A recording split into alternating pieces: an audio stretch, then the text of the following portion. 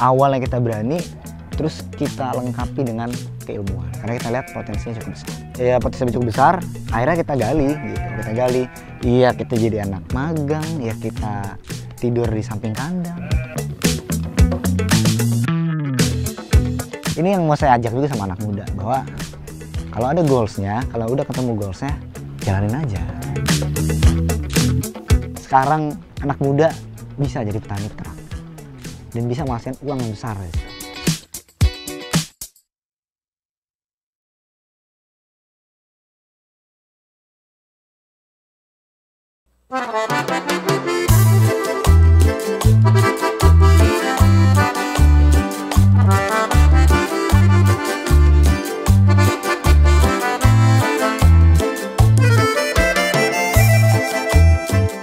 Perkenalkan, saya Rido, saya salah satu founder dari Kandang Domba Mangkoboy.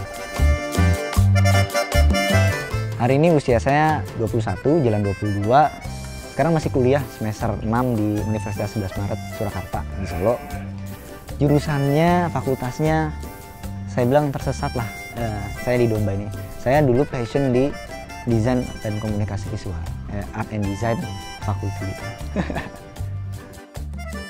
Kalau hari ini kita sedang membangun peternakan domba. Mungkin 5-10 tahun lagi bentuknya bukan cuma peternakan, tapi mungkin dari awalnya peternakan, fokus di domba, mungkin suatu saat bisa memperluas ke kuliner, wisata, atau mungkin ke edukasi yang masih banyak lah yang bisa dieksplor. Jadi Kandang Domba Mangkoboy itu sebenarnya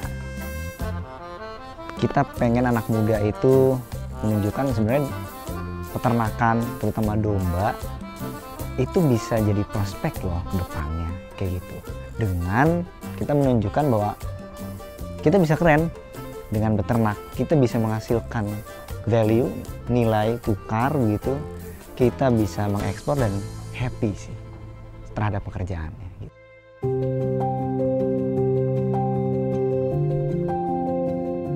Nah, kenapa dikasih nama Mangkoboy? Dulu itu Mangkoboy dibangunnya nggak sengaja, karena posisinya waktu itu kondisi mendorong untuk kita jualan domba deh, kayak gitu waktu itu. Waktu itu mau kurban, hampir semua yang kita lihat jualan domba itu punya nama yang cukup berpattern, berpola gitu ya, sehingga kita pendekatan yang gampang diingat, yang memorable kayak gitu, sehingga Mangkoboy itu dirasa kayaknya gampang diinget ya, kayaknya autentik ya, kayak gitu. Jadi nggak ada spesifik apa segala macam. Kita cuma ingat gini, cowboy itu pengembala, sebenarnya sapi, dia naik kuda mengarah sapi.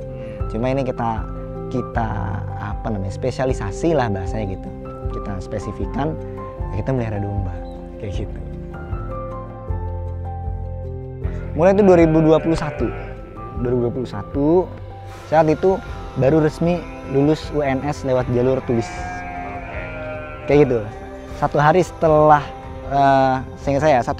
saya diumumkan lulus, saya jalan domba. Jadi dulu itu nggak ada Kandang Domba Mangkoboy, namanya Kurban Mangkoboy, karena waktu itu cuma jual kurban doang. Waktu itu kita hanya melihat ada potensi antara waktu kosong dan kondisi sama peluang. Waktu itu kurang lebih 3 minggu lah, 21 hari menuju Idul Adha. Nggak ada persiapan, nggak ada plan, saya pengen gini, nggak. Saya coba bilang, isi deh waktu deh, pakai apa ya, jualan deh, kayak gitu. Akhirnya terbesit, ya udah besok lah saya eksekusi, nggak tahu apa-apa, udah jalan dulu aja gitu.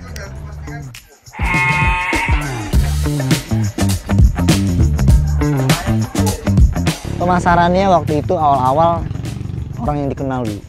Jadi waktu itu kalau ke stranger ya ditolak, skeptis, ya wajar. Ya lu siapa? Kayak gitu. Jadi yang pertama saya tawarkan adalah orang-orang yang kenal saya. Orang-orang yang kenal saya sebagai orang yang ya apa adanya lah, maksudnya ini produk bagus loh Pak. Gitu. Ini menurut saya ini oke. Orang-orang yang dikenal dulu. Jadi itu nggak banyak. Jadi saya nyamperin ke peternakan, saya samperin ke di mana orang-orang berkumpul. Sesimpel itu. Ke peternakan, diambil fotonya, diajak ke peternakannya, sebagai sales lah, sebagai sales kayak gitu. Dan dari situ saya menotis bahwa ini potensinya besar ya. Ini saya waktu itu gini lucunya, tahun pertama itu saya kekurangan domba. Itu kan lucu. Iya, karena gini posisinya, kita bisa meng-offer, memberikan pelayanan, servis, responsif, sesimpel itu waktu itu. Karena ya kita nggak bisa mendesain produknya. Kalau hari ini saya punya kandang, saya bisa mendesain value-nya. Dulu nggak punya, ya saya cuma, ya nih adanya begini ya. Jadi yang saya filter domba-dombanya. Oh Pak, dombanya saya cuma bisa jual 3 ekor. Pak, dombanya cuma bisa jual 5 ekor. Kayak gitu. Waktu itu.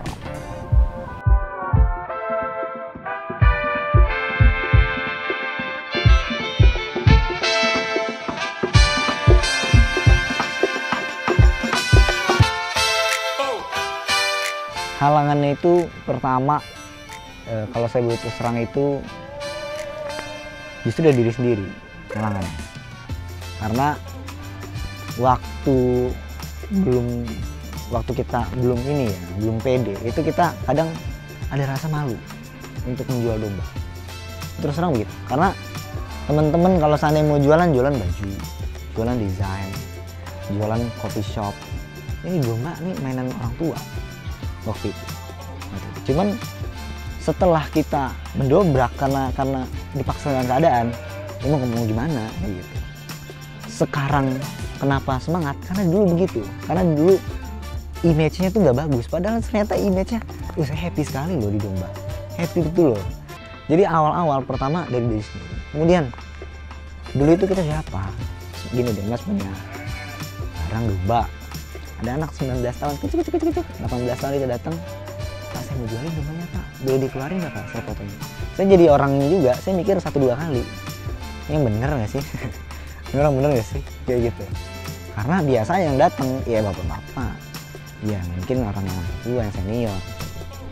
Jadi kita pasti dipandang sebelah, dan itu resiko, dipandang sebelah mata itu. Ya, karena sebenarnya bukan belum waktunya, tapi culture-nya yang membuat sepertinya kok ini belum layak ya gitu. Tapi akhirnya ya biarkan waktu saja gitu, biarkan ya, lihat aja gitu bahasanya, lihat aja gitu. Ketika kita bisa berhasil menjual 10, 20, 30, 40, 50, 60, orang-orang menotis dan bahkan menunggu kedatangan kita.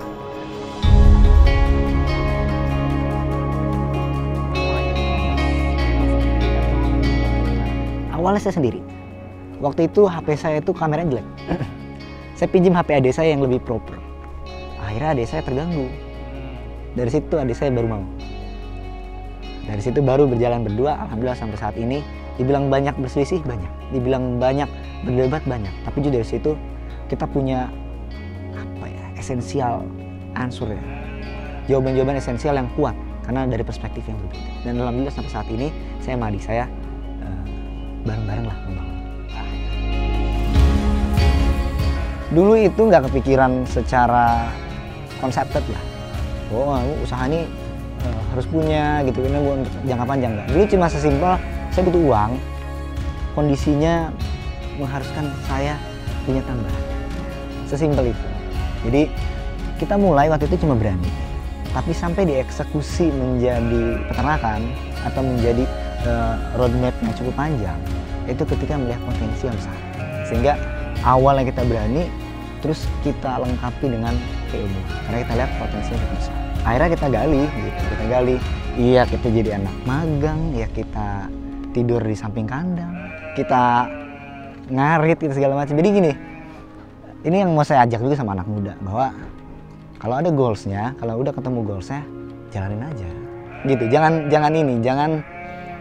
kita jangan tertutupi oleh ketakutan kita sendiri, oleh pikiran kita sendiri.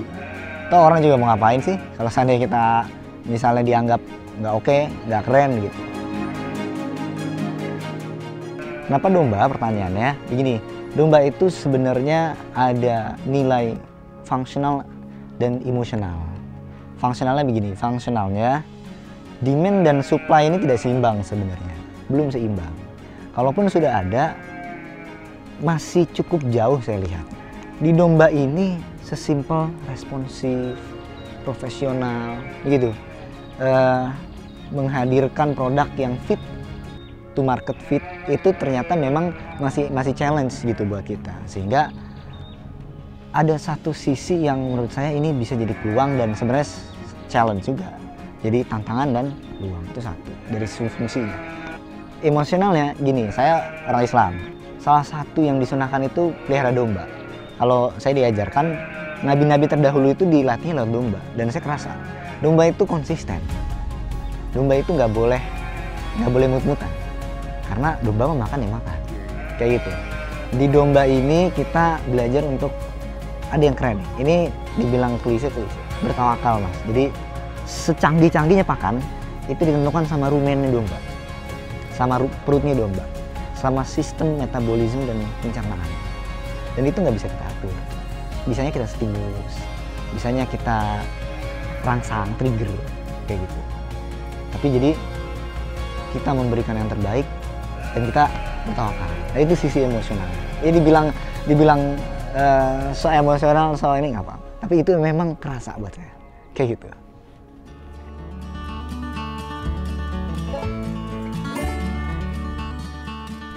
Ini yang membuat saya semakin yakin bahwa bisnis itu bisa tanpa modal. Kalau dibilang tanpa modal, bener-bener kita nggak pakai baju, kita nggak bisa. Hari ini unicorn, startup itu menjadi namanya agregator. Agregator itu orang punya produk tapi tidak memasarkannya, tidak bisa memasarkannya. Karena membuat produk dan memasarkan produk ini dua objektif yang berbeda. Maka keilmuannya pun berbeda, kayak gitu. Di sini ada niche sebenarnya. Sesimpel Islam masih ada di muka bumi, maka domba itu masih diperlukan. Sesimpel itu aja. Cuma masalahnya diperlukannya seperti apa, speknya seperti apa, mendelivernya seperti apa. Karena begini, dari zaman dulu itu domba udah ada. Bukan kayak microchip yang zaman dulu nggak ada. Dulu tuh domba udah ada. Sampai sekarang domba masih domba. Cuma pertanyaannya seperti apa cara mendelivernya, itu pasti beda. Kemudian apa yang diberikan, apa yang di-offering itu pasti beda.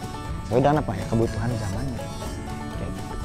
Jadi kira-kira dari situ ya saya mengemas itu aja. Sebenarnya sesimpel itu. Apakah simpel?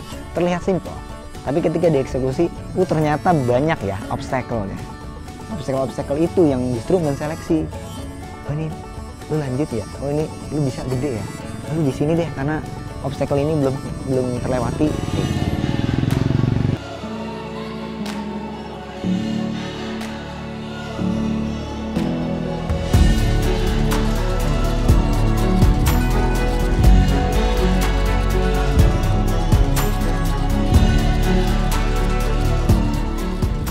Dulu cara ngambil ilmunya begini, awal-awal pasti di YouTube.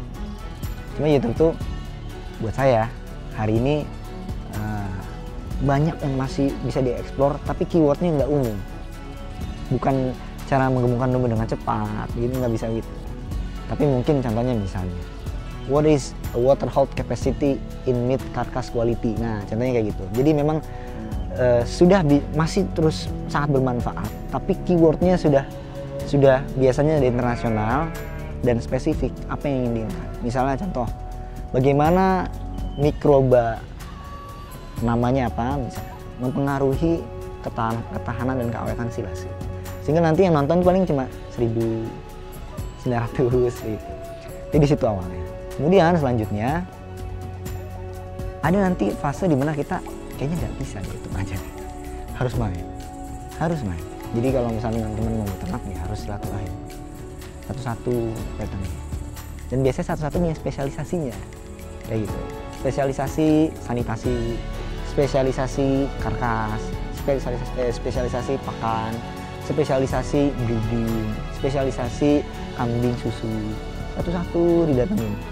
Jadi kadang saya sama adik saya itu kalau ada uang lebih dari kurban itu dikumpulkan untuk nanti observe lagi kayak gitu.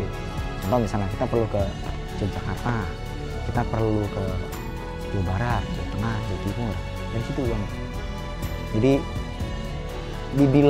dibilang ada untungnya. Waktu itu saya rasa 2 tahun lalu saya nggak tahu dapat untungnya apa ya, mungkin secara materi, tapi secara keilmuan, skills dan attitude saya rasa itu yang bisa saya jadikan valuasi hari ini kayak gitu.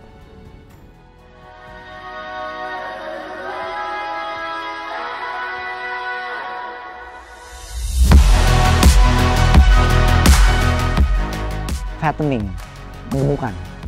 Kita belum bisa budidaya, belum proper untuk budidaya. Karena memang fattening dan breeding itu dua segmen yang berbeda.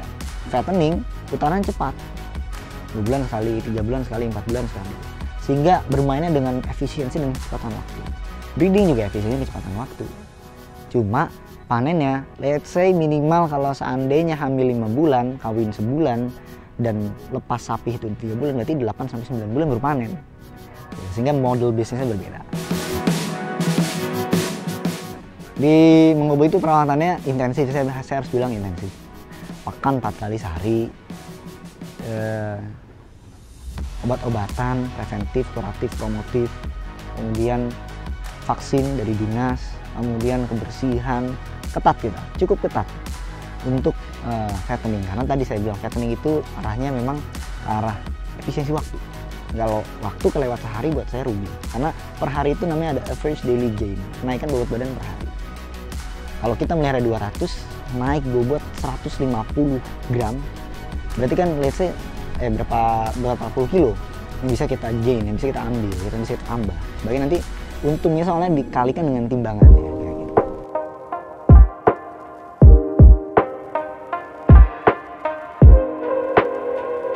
Domba baru datang itu kalau di Mangkoboy, kita kemarin ngebalikin tuh berbelas-belas domba sebalik lagi, karena nggak masuk spek. Apa speknya? Tergantung dengan kebutuhan kita. Kalau kita mau lagi kurban sarang, menyesuaikan dengan demand market. Demand market itu di Jawa Barat, tanduk itu nggak boleh pendek. Sehingga tanduk yang pendek saya balikin. Karena saya dealnya tanduk juga panjang. Terus giginya belum poel, belum lepas, belum mengganti gigi kayak gitu. Terus usianya di bawah 1 tahun, baru masuk ya. Ya kalau dibilang nanti kotor banget mas, kotor, kurus, malnutrisi, kurang nutrisi begitu ya, dehidrasi, sakit. Jadi kalau lihat hari ini dombanya gemuk, dombanya bagus. Kalau ngeliat pertama-tama harus terbiasa. Kalau nggak terbiasa itu kita malas ngerawatnya. Dijual lagi, kita pakai body condition score minimal 3. Jadi body condition score itu gampangnya adalah, ya itu dia nilai kegemukan domba berdasarkan seberapa besar otot atau daging yang diproduksi, daging dan lemak yang diproduksi. Dari situ akan berpengaruh terhadap shapingnya domba, shape-nya domba, berpengaruh terhadap karkas performance namanya. Sama-sama 20 kilo, sama-sama 30 kilo. Kalau domba saya bisa menghasilkan 14-15 kilo karkasnya. Mungkin domba di pasar mungkin 9-10 kilo, 11 gitu. Jadi ada gap 4-5 kilo atau 3-5 kilo kayak gitu. Nah itu di situ yang dicari sama usaha-usaha kuliner ya. Kalau misalnya bentuk, ya pasti bentuknya lebih bulat gitu. Ya kayak tadi aja, bulat, bersih gitu, terus sehat, dombanya tuh full tenaga gitu. Kita pun nge-handle-nya kadang-kadang repot kayak gitu. Kayak gitu sih.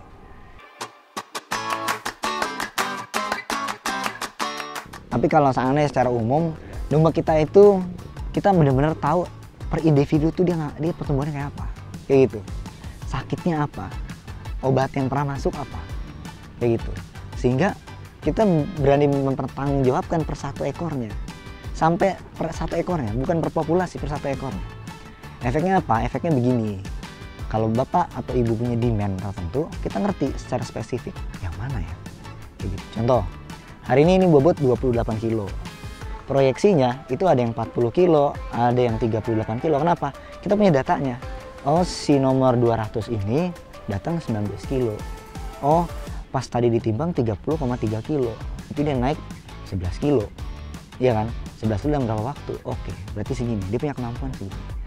Di awal-awal dia pernah sakit mencret. Obat yang masuk A, obat yang masuk B. Kemudian dia recover. Itu yang paling bedanya. Apalagi servisnya.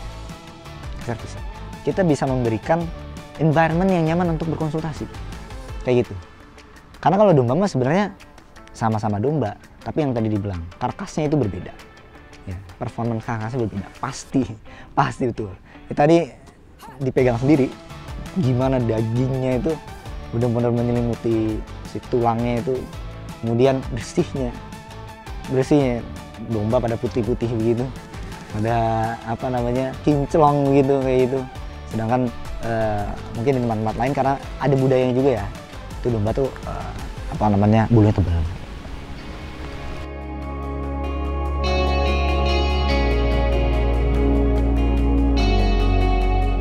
Tapi secara inovasi kita akan terus mengembangkan domba kerana yang lebih luas dan lebih umum, sehingga orang-orang yang awam itu bisa mengerti, bukan cuma bisa ngerti, bisa menikmati bagaimana memelihara domba itu menyenangkan selama memiliki kemampuan untuk memelihara dengan baik.